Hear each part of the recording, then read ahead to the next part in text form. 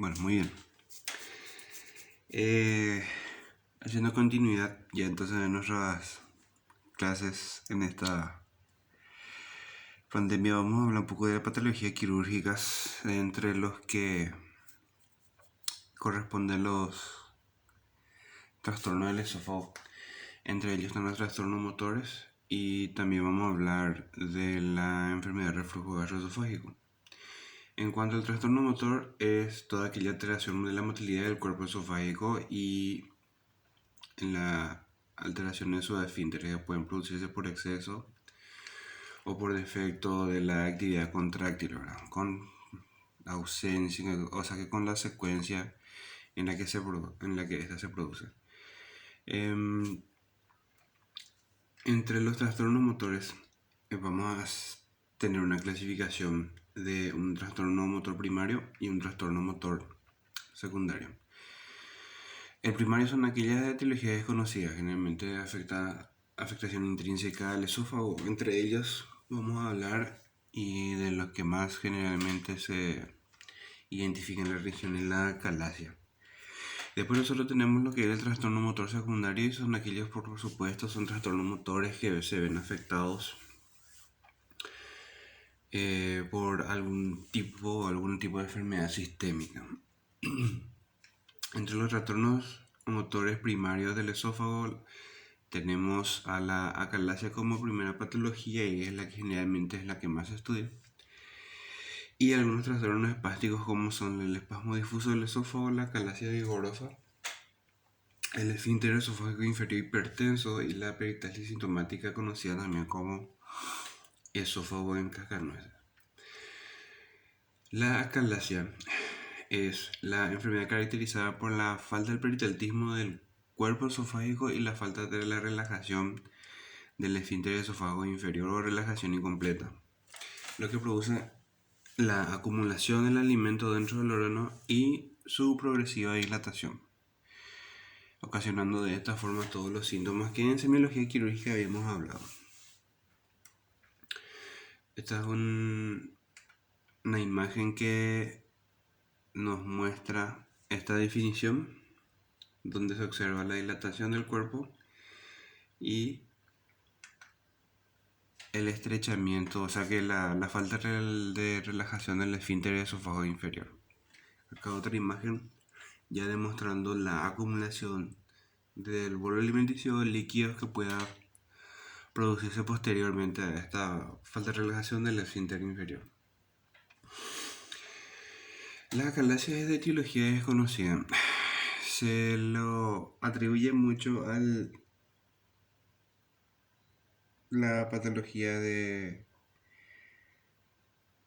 mal de Chagas-Ford, pero es como el trastorno secundario que produce el megaesófago. Pero la acalasia en sí como trastorno primario es de etiología desconocida. Hay una prevalencia de 10 casos por cada 100.000 habitantes, uno por cada 100.000 por año. No discrimina sexo, afecta a ambos sexos por igual y generalmente en la edad que afecta a los pacientes de los 40 a los 60 años. En la acalasia hay una degeneración del plexo mientérico, una desaparición de las neuronas y alteraciones musculares como las lesiones escleróticas y ausencia de conexiones o puentes de unión. Se produce denervación en el esófago, produciendo así relajación incompleta del esfínter esofágico. Hay una ausencia del movimiento del cuerpo esofágico y hay pérdida de su capacidad de transporte. Recuerden que el esófago es un órgano de paso, ¿verdad?, del tubo digestivo. ¿Cuál es la clínica de la acalasia? Y la principal clínica de la acalasia es la disfagia progresiva. Es primeramente la dificultad de la dilución para sólidos y posteriormente va para líquidos. El retroesternal es el área de evolución. Después tiene la regurgitación, el dolor retroesternal, la pérdida de peso, todo en decúbito y halitosis.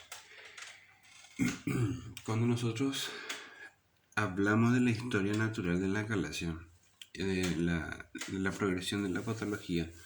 Nosotros, la acalasia, nosotros dividimos en 3 etapas de evolución. Tenemos una primera etapa en la que aparece la disfagia y el dolor, dura generalmente 2 años y remite de forma espontánea y de forma parcial. Existe una segunda etapa donde la sintomatología es soportable y dura 4 años, y nosotros tenemos después la tercera etapa donde aparecen ya las complicaciones de la regurgitación. Las herramientas para llegar a estos diagnósticos principalmente, y como ustedes saben, es la historia clínica. Pero después también nosotros tenemos los métodos auxiliares del diagnóstico, que son la radiología y principalmente la radioscopía contrastada, la endoscopía y la manometría esofágica como herramientas principales. Esta es una imagen de cómo se observa la peristalsis esofágica en una radioscopía, y aquí nosotros observamos la zona de falta de relajación del esfínter con la consecuente dilatación del cuerpo y acumulación, en este caso la acumulación del líquido de contraste. Acá hay otra imagen de radiología contrastada donde se observa la falta de relajación del esfínter esofágico inferior y ya la dilatación del cuerpo esofágico. En esta radiología se puede producir 3 grados de dilatación, y estos grados están dados por el primer grado cuando el diámetro del cuerpo es menos de 4 centímetros, grado 2 diámetros entre 4 y 6 centímetros, y el grado 3 cuando tenemos un diámetro de mayor a 6 centímetros. Aquí observamos la dilatación esofágica a través de la endoscopía.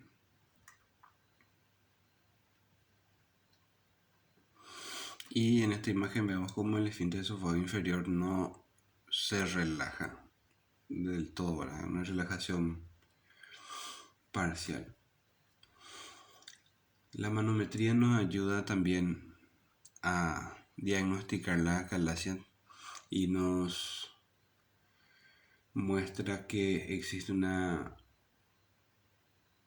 falta de movimiento del cuerpo distal y una relajación anormal del esfínter esofágico. También nos da un rasgo a favor, es la contracción del esófago de baja amplitud, que diferencia de la acalasia vigorosa porque esta tiene contracción del esófago de alta amplitud. Los diagnósticos diferenciales que la acalasia nos da son el cáncer gástrico, el cáncer que compromete el esfínter esofágico inferior, y como le dije, la enfermedad de Chagas, ya que cursa frecuentemente con afección también de otros órganos, que el más típico, o el típico de todos, es el megacolon. Posteriormente, las complicaciones: los divertículos esofágicos inferiores, el cáncer epidermoide y las afecciones pulmonares por la regurgitación que se pueda producir desde el esófago hasta las vías aéreas. Los tratamientos generalmente son de 3 formas: los endoscópicos, el quirúrgico y el farmacológico. Acá una imagen de cómo un balón empieza a dilatar el esfínter esofágico inferior.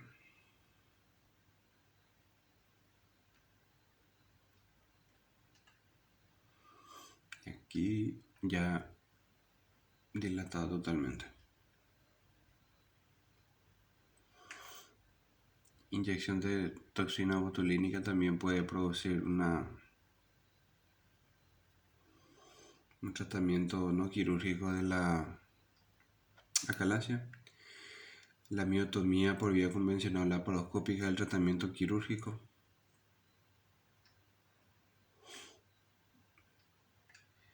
Y los otros trastornos de la motilidad, trastornos primarios que se observan, son el espasmo esofágico difuso, difusión motora que generalmente afecta a los 2/3 inferiores del esófago.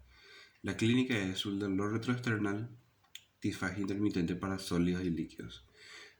El diagnóstico es radiológico y a través de manometría esofágica.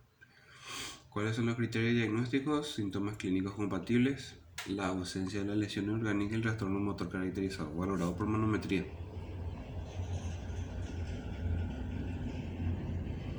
Una imagen característica del espasmo difuso, aquí otro por radiología contrastada.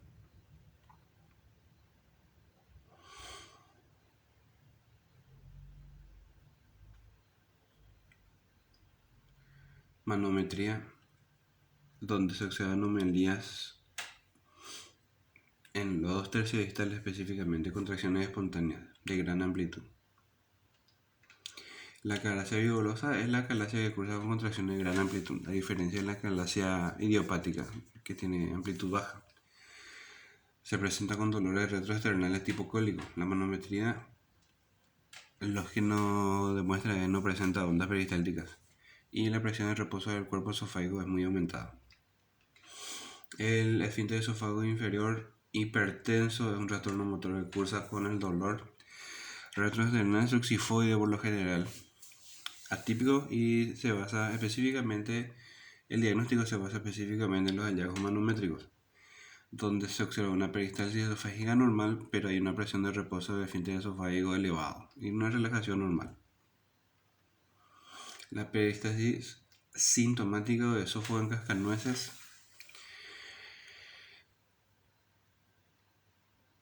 existe